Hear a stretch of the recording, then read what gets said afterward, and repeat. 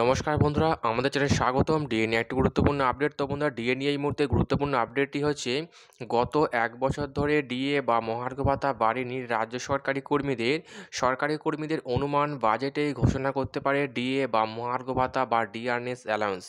তো বন্ধুরা, ডিএ সংক্রান্ত আপডেটটি নিয়ে আমরা স্টেপ বাই স্টেপ আলোচনা করব। তো অবশ্যই আপনারা ভিডিওটি স্কিপ না করে অবশ্যই পুরোটা দেখবেন।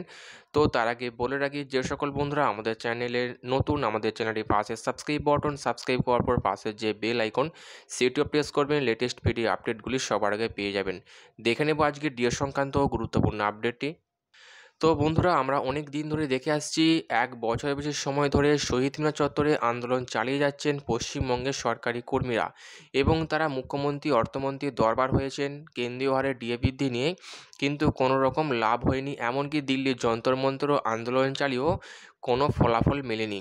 এবং যেখানে আমরা দেখেছিলাম কলকাতা হাইকোর্টের তরফ থেকে রাজ্যকে বলা হয়েছিল সমস্ত সরকারি কর্মীদের বকেয়া ডিএ মিটিয়ে দেওয়ার জন্য, কিন্তু সেই রায়কে অকার্য করে সুপ্রিম কোর্টের দ্বারস্থ হয়ে রাজ্য, এবং যেখানে যুক্তি খাড়া করে যে হাইকোর্টের রায় মেনে ডিএ দিতে গেলে রাজ্যের কোষাগারে টান পড়বে, যার ফলে রাজ্যে চলা জনকল্যাণমুখী প্রকল্পগুলো ব্যাহত হবে, এমনটাই যুক্তি খাড়া করে ডিএ মামলা দাখিল করে সুপ্রিম কোর্টে রাজ্য।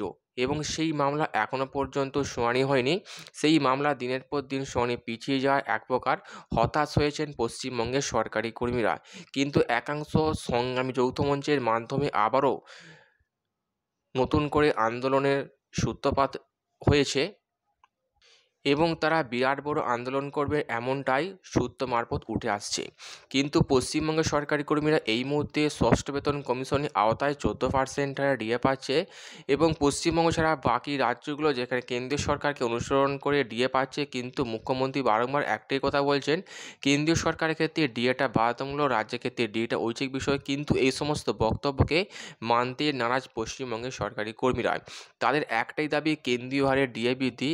এবং যেটা সংবাদ মাধ্যম সূত্রে, নবান্ন সূত্রে উঠে আসছে, নতুন করে আবারও ডিএ বৃদ্ধি হবে, এবং যার জন্য মুখ্যমন্ত্রী, অর্থমন্ত্রী ইতিমধ্যে বৈঠক সেরেছেন, এবং বাজেটে নাকি ডিএ নিয়ে একটা বিরাট অঙ্ক বৃদ্ধি হবে, যেটা আপডেট সূত্র মারফত উঠে আসছে। তো বন্ধুরা, এই ছিল ডিএ সংক্রান্ত গুরুত্বপূর্ণ আপডেট। কেমন লাগলো কমেন্ট করে লাইক করতে ভুলবেন না। পরবর্তী আপডেট পাওয়ার জন্য আমাদের চ্যানেলটি সাবস্ক্রাইব করে রাখবেন। থ্যাংক ইউ বন্ধুরা ভিডিওটি দেখার জন্য।